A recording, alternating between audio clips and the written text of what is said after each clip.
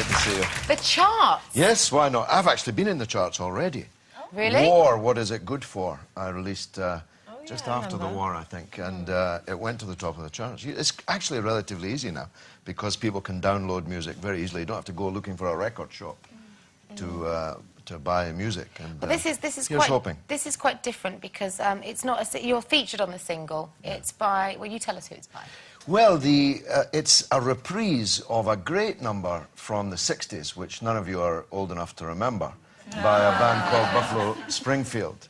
And we thought it was apposite for this time, when nobody's believing official information, when everyone thinks that Big Brother, the Orwellian Big Brother, is looking over your shoulder all the time. It's basically, everybody, look what's going down. It's asking people to be vigilant about official information, not to trust everything that you've said, but at the same time not to disbelieve everything. Okay, well, let's have a listen to how you've put that to music. All around the world, people poor, women, labor unions, freedom fighters, all in cyberspace. The ability of the people to speak unto the people, to every corner of the earth, and instantaneously, is going to set the people free. And I, for one, say, hallelujah.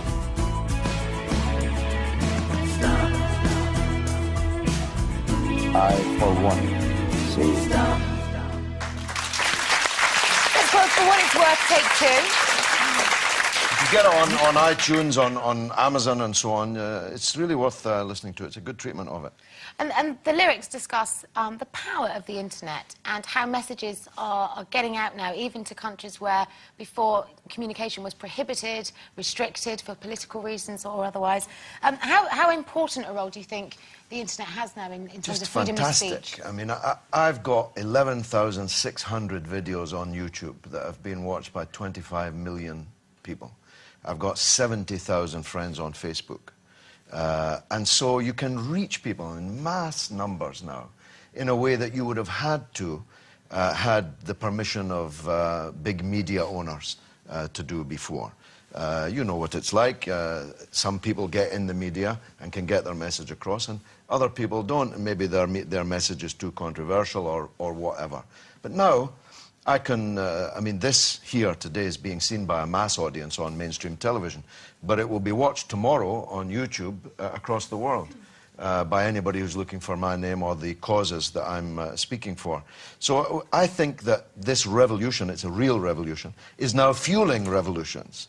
The revolution in Tunisia, for example, was kind of started by mobile telephones and Facebook and the rest. So and it spread like, well, yeah, it really is power to the people. It really is. So do you tend to question everything, and what do you like with... Well, I like the statement that a great Irish journalist called Claude Coburn once said, that nothing is true until it's been officially denied.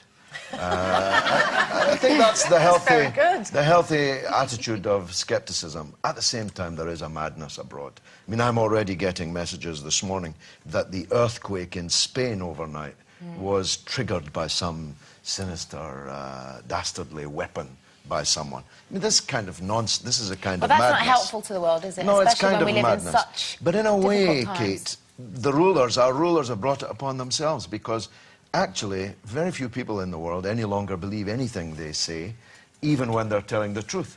And, you know, as was joked earlier, good morning, is it? Is the approach now that many people are taking. Which well, is you've a always pity. tried to take a slightly different approach, especially when it comes to connecting with people and trying to get them to connect with politics and namely your politics. But did you really think that the Big Brother experience and dressing up as a cat and purring was the way to go? Well, I mean, that's an example of something that didn't quite work out as planned. That's a refreshingly honest response, yeah, no, and that's I mean, very unpolitical of really you. Well done. Do you regret that now? Well, if I hadn't done the cat so well, we wouldn't be talking about it now. My problem is I'm a perfectionist. No, George, if I just sat there, perfectionist, George. Exactly. George, it was absolutely hideous. Well, it might have been hideous, but it was a good impression of a cat. No, which it is what wasn't. I was watched asked it from to behind do. a cushion. I was going, oh my God, stop it! No, it was spookily good, actually. That's the problem. Yeah, if I just sat there going purr, purr, nobody would have remembered it. No, that's So would you do it again, the whole Big Brother No, thing? I wouldn't do it again, but I don't regret doing it. I Do mean, you not? it raised a vast amount of money for charity, which is why I did it and which everyone forgets. I didn't get the political messages across that I hoped to in the House because they bird-songed it out, which is something they hadn't told me they would do in advance. But also, I mean, I lost my head in there, as everyone does, after a given amount of time. I started out intending to be Mr. Serene, writing a novel in my head, and I ended up squabbling about tobacco.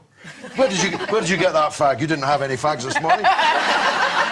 So Big Brother is, you know, he's a clever guy. He really is. You are a father again for the second time around with your current wife. Mm-hmm.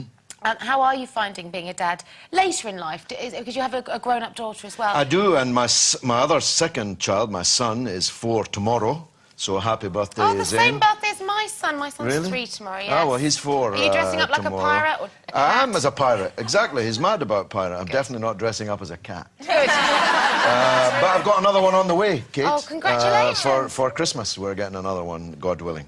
Oh, well, thank you very much Thanks. for coming in today and for being so refreshingly marvellous. straightforward and honest with us. It's George Galloway. Thank you very much. Thanks, George.